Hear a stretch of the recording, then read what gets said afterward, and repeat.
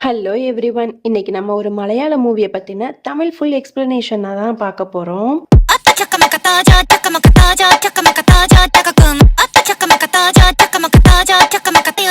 மூவியோட ஓப்பனிங் சீன்ல நமக்கு ஒரு குட்டி பொண்ணையும் அவங்க அம்மாவையும் தான் காட்டுறாங்க. இந்த குட்டி பொண்ணோட நேம் வாயாடி ஃபாத்திமா. எதுக்காக இந்த பொண்ணுக்கு இப்படி ஒரு நேம்னா, அந்த பொண்ணு வாயை திறந்தாலே மூடவே மாட்டா. லொட லொட லொடன்னு பேசிக்கிட்டே இருப்பா. உடனே அவங்க அம்மா சொல்றாங்க, ஃபாத்திமா கொஞ்சமாவது வாய்க்கு ரெஸ்ட் கொடுடி, எப்ப பார்த்தாலும் பேசிட்டே இருக்கியே, கடவுளே எனக்கு ஒரு ஊமை பொண்ணையாவது நீ கொடுத்துருக்க கூடாதா, இப்படி ஒரு வாயாடி பிள்ளைய கொடுத்துட்டியே அப்படிங்கிற மாதிரி அவங்க அம்மாவும் கிண்டலா பேசிட்டு இருக்காங்க. இந்த பொண்ணோட கேரக்டர் எப்படி அப்படின்னா, எந்த ஒரு சீனை பார்த்தாலும் அதை பத்தின அழகான எக்ஸ்பிளனேஷன் கொடுத்துட்டே இருப்பா. வாயை மட்டும் திறந்துட்டா அப்படின்னா அதை மூடுறது ரொம்பவே கஷ்டம். இவளுக்கு ஃபுட்பால் அப்படின்னா ரொம்பவே இஷ்டமா இருக்கும். அவ சின்ன வயசுல இருந்தே ஃபுட்பாலை பத்தின கமெண்ட்ரியை கொடுத்துட்டே இருப்பா. எப்படி அப்படின்னா, இந்த மாதிரி டிவில ஃபுட்பால் மேட்ச் ஓடிட்டு இருக்கும், அங்க கமெண்ட்ரி கொடுத்துட்டு தான் இருப்பாங்க. ஆனா அதை மியூட்ல போட்டுட்டு இவ மட்டும்தான் அந்த ஃபுட்பால் மேட்சுக்கு கமெண்ட்ரி கொடுத்துட்டே இருப்பா. அது மட்டும் இல்லாம ஃப்ரெண்ட்ஸ் கூட வெளியே விளையாட போனாலும் அங்க ஃப்ரெண்ட்ஸ் எல்லாரும் விளையாண்டுட்டு இருக்கும் போது இவ கமெண்ட்ரி கொடுத்துக்கிட்டே தான் இருப்பா. இவளோட வாயை மூடவே மூடாது. உடனே ஃப்ரெண்ட்ஸ் எல்லாம் சொல்லுவாங்க, இந்த மாதிரி நீ விளையாட வந்த அப்படின்னா வாயை மூடிட்டு இருந்தா மட்டும் நீ எங்க கூட விளையாடவா, இல்லைன்னா இந்த வாயாடி ஃபாத்திமா எங்களுக்கு ஃப்ரெண்ட்ஸாவே தேவை கிடையாது அப்படிங்கிற மாதிரி சொல்ற அளவுக்கு இவ ரொம்பவே வாயாடி. இந்த வாயாடி ஃபாத்திமாவும் ஸ்கூலிங்லாம் முடிச்சுட்டு காலேஜ் போற அளவுக்கு பெரிய பொண்ணாவும் வளர்ந்துடுறா. அப்போ ஒரு நாள் அவ அவ ஃப்ரெண்ட்ஸு கூட ஒரு ரெஸ்டாரண்ட்டுக்கு போயிருக்கா. அப்போ அவ ஃப்ரெண்டு ஒருத்தி அழுதுட்டே இருக்கா. உடனே இந்த வாயாடி ஃபாத்திமா சொல்றா, இந்த மாதிரி உன்னோட லவ்வர் உன்னை ஏமாத்திட்டு இன்னொரு ஃப்ரெண்டு கூட போய்கிட்டு இருக்கா. நீ என்னன்னா அவனை பத்தி நினைச்சு ஃபீல் பண்ணிட்டு இருக்க.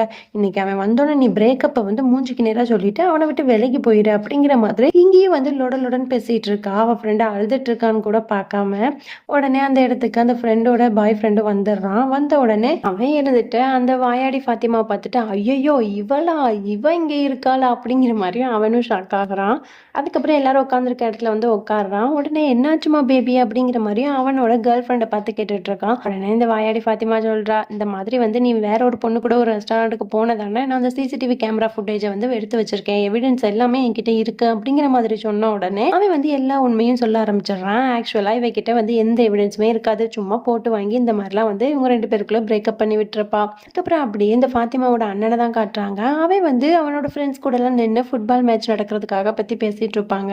அப்போ அவன் ஃப்ரெண்ட்ஸ்லாம் சொல்றாங்க, இந்த மாதிரி நமக்கு கமெண்ட்ரி கொடுக்கறதுக்கு யாருமே இல்லை, நம்ம ஃப்ரெண்டு ஒருத்தன் கொடுப்பான்ல, அவனும் வேற ஒரு மேட்சுக்காக வெளியூருக்கு போறானா, அது ரொம்பவே இம்பார்ட்டன்டான வேலையா, அவன் இந்த மேட்சுக்கு கமெண்ட்ரி கொடுக்க மாட்டேன்னு சொல்றான்டா அப்படிங்கிற மாதிரி எல்லாருமே கவலையோட பேசிட்டு இருக்காங்க. அப்போ ஒரு ஃப்ரெண்டு சொல்றான், கமெண்ட்ரி கொடுக்க ஆள் இல்லைன்னா என்னடா நம்ம மேட்சை நடத்துவோம் அப்படிங்கிற மாதிரி சொன்னோன்னே அதுக்கு இன்னொரு ஃப்ரெண்ட் சொல்றான், அந்த மாதிரிலாம் கிடையாது, ஒரு மேட்சுக்கு கமெண்ட்ரி பண்றது எவ்வளோ முக்கியம் அப்படிங்கிறது ரொம்பவே பெரிய விஷயம். ஏன் அப்படின்னா சில பேர் அந்த கமெண்ட்ரிக்கு மட்டுமே ரசிகர்களா இருக்கக்கூடியவங்க பார்க்க கூட வருவாங்க. ஒரு கேம்ல கமெண்ட்ரிங்கிறது ரொம்பவே முக்கியமான ஒண்ணு அப்படிங்கிற மாதிரி அவனும் பேசிட்டு இருக்கானுங்க. நம்ம என்னதாண்டா பண்றது அப்படிங்கிற மாதிரி எல்லாரும் யோசிச்சுட்டே இருக்கும்போது ஃபாத்திமாவோட அண்ணனை பார்த்துட்டு ஒரு ஃப்ரெண்டு சொல்றான், இந்த மாதிரி உன்னோட தங்கச்சி ரொம்பவே அழகா பேசுவாள்லடா, அவளுக்கு கமெண்ட்ரி பண்றதுனாலும் சின்ன வயசுல இருந்து ரொம்பவே இஷ்டம் தானே, நீ அவகிட்ட கொஞ்சம் கேட்டு பாக்குறியா, ப்ளீஸ்டா அவளை எப்படியாவது கொஞ்சம் ஹெல்ப் கேட்டுப்பாரு. ஒரு பொண்ணு கமெண்ட்ரி பண்ணுது அப்படின்னா கூட்டம் இன்னும் கொஞ்சம் அதிகமா தான் வரும், எல்லாருமே ஒரு டிஃப்ரெண்டா பார்ப்பாங்க. அதனால உன் தங்கச்சியை எப்படியாவது இந்த மேட்சுக்கு கமெண்ட்ரி பண்ண ஒத்துக்க வச்சிடறா அப்படிங்கிற மாதிரி ஃப்ரெண்ட்ஸ் எல்லாம் சேர்ந்து அந்த ஃபாத்திமாவோட அண்ணன்ட்ட கேட்கறாங்க. அதுக்கப்புறமா ஃபாத்திமாவோட அண்ணனும் வீட்டுக்கு போயிடுறான். எப்படா நம்ம தங்கச்சி கிட்ட கேட்கறது அப்படிங்கிற மாதிரி தயங்கி தயங்கி அவளை வெளியெல்லாம் கூட்டிட்டு போயிட்டு ஜூஸ்லாம் வாங்கி கொடுக்குறான். உடனே ஃபாத்திமாவுக்கு டவுட் வந்துருச்சு, என்னடா உனக்கு ஏதாவது காரியம் ஆகணுமா, இப்படிலாம் பண்ணிட்டு இருக்க அப்படிங்கிற மாதிரி அவ கேட்கறா. உடனே ஃபாத்திமாவோட அண்ணன் சொல்றான், இந்த மாதிரி நீ ஒரு மேட்சுக்கு கமெண்ட்ரி பண்றியா அப்படிங்கிற மாதிரி கேட்கறான். கேட்ட ஃபாத்திமாவுக்கு ரொம்பவே ஹாப்பியா இருக்கு. என்னடா கேட்கற, எனக்கு கமெண்ட்ரினா எவ்வளவு உயிர்னு உனக்கு தெரியும் தானே அப்படின்னு சொல்லிட்டு டக்குன்னு சோகமாகறா. இல்லடா வாப்பாக்கு தெரிஞ்சா ரொம்பவே திட்டுவாங்களோ அப்படிங்கிற மாதிரி அவ சோகமாகறா. உடனே அண்ணக்காரன் சொல்றான், இந்த மாதிரி ஒண்ணும் இல்ல, நம்ம வாப்பாக்கு தெரியாம இந்த மேட்சுக்கு போயிட்டு வந்துடலாம் வா அப்படிங்கிற மாதிரி அவளையும் கூட்டிட்டு போயிடுறான். அந்த மேட்ச் நடக்கிறதுக்கு அவ்வளவு கூட்டம் வந்திருக்கு. இவ ஃபர்ஸ்ட் டைமா இவ்வளவு பெரிய கூட்டத்துக்குள்ள ஒரு கமெண்ட்ரி பண்ண ஆரம்பிக்க போறா. அவ கமெண்ட்ரி பண்ண பண்ண ஆடியன்ஸ்லாம் அவ்வளோ என்ஜாய் பண்றாங்க. அந்த மேட்சே ரொம்பவே சக்சஸ்ஃபுல்லா முடிஞ்சிருக்கு. அந்த மேட்சுக்கு கெஸ்டா ஒருத்தர் அவளை கூப்பிட்டு ரொம்பவே பாராட்டவும் செய்யறாங்க. அவளுக்கு ரொம்பவே ஹாப்பி ஆயிருது. அதுக்கப்புறம் ஃபாத்திமா அவங்க ஃபேமிலியில இருக்க எல்லாருமே அவளோட ஃப்ரெண்டு மேரேஜுக்கு போறாங்க. அங்க போனா சொந்தக்காரங்கலாம் எப்போதும் போல, "என்னப்பா உன்னோட பொண்ணுக்கு கல்யாணம் பண்ணி வைக்கலையா? அவ என்னமோ ஃபுட்பால் அது இதுன்னு சுத்திட்டு இருக்கா. இதெல்லாம் நம்ம ஃபேமிலிக்கு செட் ஆகுமா? சீக்கிரமா அவளுக்கு ஒரு மாப்பிள்ளைய பார்த்து கல்யாணம் பண்ணி வை. அதுதான் நம்ம குடும்ப மானத்துக்குலாம் வந்து ரொம்பவே நல்லது." அப்படிங்கிற மாரி எப்பவும் போல அந்த சொந்தக்காரங்கள்ல 4 பேர் இருப்பாங்களா, 4 விதமா பேசுறதுக்கு. அவங்க வந்து அதே மாதிரி ஒரு 4 பேர் வந்து அவங்க அவங்க அப்பா கிட்ட வந்து இந்த மாரிலாம் சொல்லிட்டு இருக்காங்க. அதுக்கப்புறமா எல்லாரும் மேரேஜுக்குலாம் போயிட்டு வந்த உடனே நம்ம ஃபாத்திமா உட்காந்து அழுதுட்டு இருக்கா. என்ன அப்படின்னு பார்த்தா, அவங்க அப்பா வந்து மாப்பிள்ளை பார்க்க போறேன் அப்படிங்கிற மாதிரி சொல்லிட்டு இருக்காங்க. உடனே ஃபாத்திமா தான் ரொம்ப வாயாடியாச்சே. ரொம்பவே அவங்க அப்பாவை எடுத்து எடுத்து பேசிட்டே, "என்னால மேரேஜ் பண்ணிக்க முடியாது. எனக்கு காலேஜ்ல இன்டர்ன்ஷிப் வேற இருக்கு. நான் அதுக்கு வேற போணும்." அப்படிங்கிற மாதிரிலாம் சொல்லிட்டு இருக்கா. உடனே குடும்பத்துல இருக்க எல்லாருமே ரொம்பவே சென்டிமெண்டலா பேசி ஃபாத்திமாவோட வாய வந்து அடைச்சிடுறாங்க. அதுக்கப்புறம் அடுத்த நாள் மாப்பிள்ளை வீட்ல இருந்து வர்றாங்க. அப்ப வந்து அவங்க அம்மா, பாட்டி எல்லாரும் சொல்றாங்க, "நீ வந்து வாய தொறந்து பேசவே கூடாது. நீ பேசினாலே பிரச்சனை ஆயிரும். அதனால மாப்பிள்ளை கிட்ட வந்து எதுவுமே பேசாத, அமைதியா இரு." அப்படிங்கிற மாரி சொல்லிடுறாங்க. உடனே பொண்ணு மாப்பிள்ளை 2 பேரும் தனியா பேசும்போது, நம்ம ஃபாத்திமாக்கு தான் வாய தொறந்தா மூடவே முடியாதே.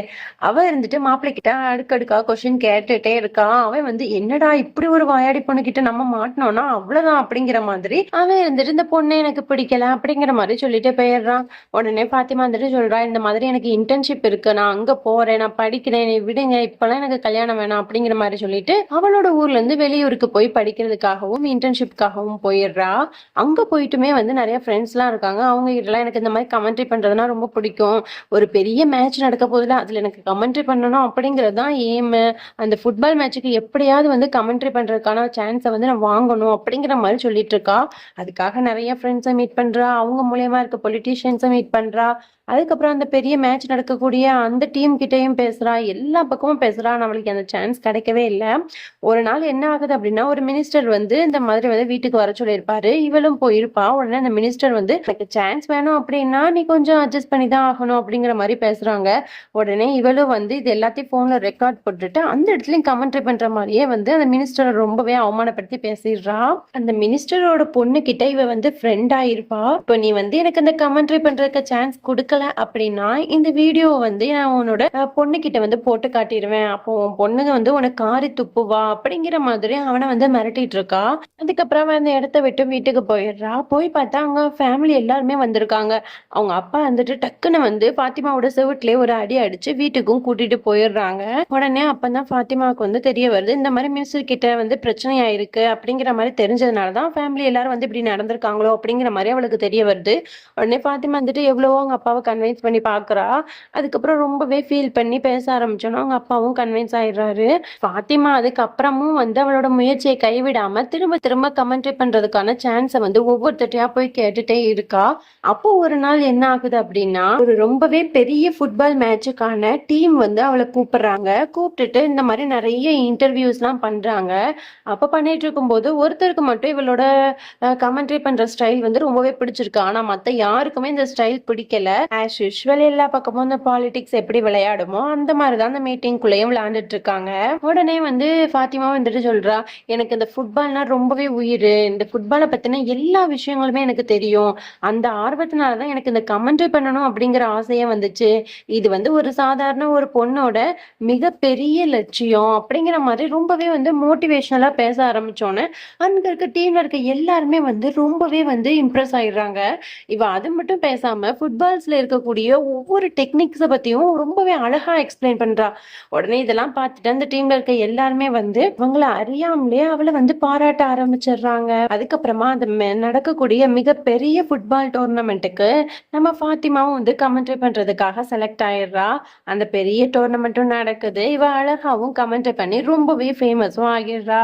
இதோட இந்த படத்தை ரொம்பவே சிம்பிளா தான் முடிச்சிருப்பாங்க. ஆனா அந்த படம் பாக்குறதுக்கு ரொம்பவே சிம்பிளா இருந்தாலும் இதுல இருக்கக்கூடிய கருத்து ரொம்பவே பெருசு. ஒரு மென் ஒரு சொசைட்டில போய் முயற்சி பண்ணி ஒரு இடத்துக்கு போறதுக்கும் ஒரு உமன் வந்து ஒரு இடத்துக்கு போறதுக்கும் டிஃபரன்ஸ் வந்து ரொம்பவே அதிகம். அததான் இந்த படத்துல வந்து நீட்டா அழகா எக்ஸ்பிளைன் பண்ணிருப்பாங்க.